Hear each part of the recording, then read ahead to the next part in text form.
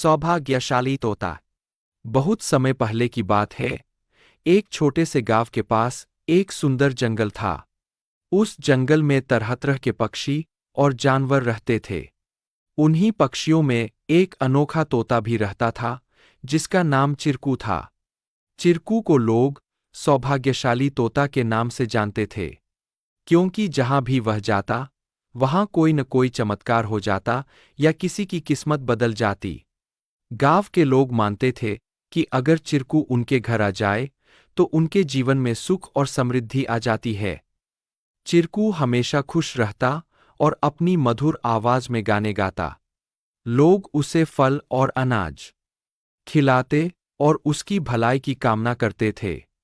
चिरकू भी गांव के लोगों से बहुत प्यार करता था और जहां भी जाता, खुशियां बांटता। एक दिन गांव में एक गरीब किसान, जिसका नाम रघु था, बहुत परेशान था। उसकी फसलें बर्बाद हो गई थीं और उसके पास खाने को भी कुछ नहीं था। वह दिन-रात मेहनत करता, लेकिन किस्मत उसका साथ नहीं दे रही थी। एक दिन रघु ने गांव के लोगों से चिरकू के बारे में सुना और सोचा कि शायद यह सौभाग्यशाली तोता उसकी भी मदद कर सकता है। रघु ने तय किया कि वह चिरकू से मिलकर अपनी किस्मत बदलने की विनती करेगा।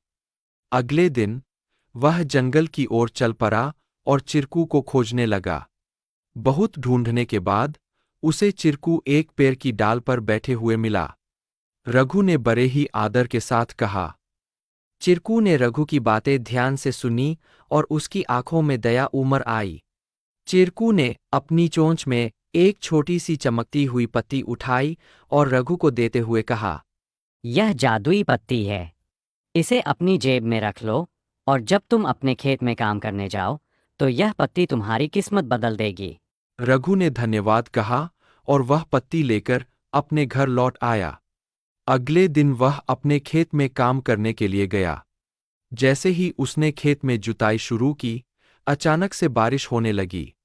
उसकी सूखी जमीन हरी भरी हो गई और थोड़े ही समय में उसकी फसलें लहलहा उठीं।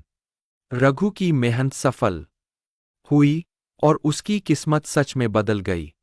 अब रघु के पास भरपूर अनाज था और वह फिर से खुशहाल जीवन जीने लगा।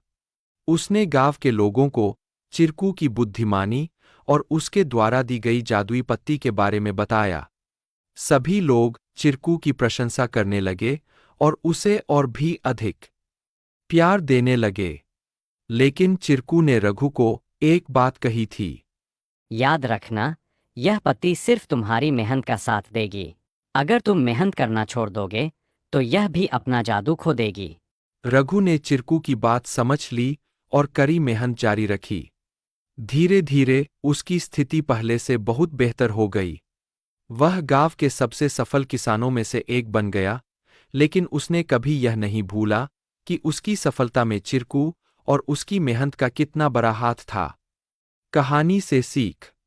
इस कहानी से हमें यह सीख मिलती है कि किस्मत भी उन्हीं का साथ देती है जो खुद मेहनत करते हैं।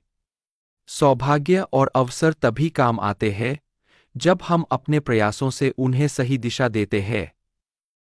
Please like, share and subscribe our channel to learn more.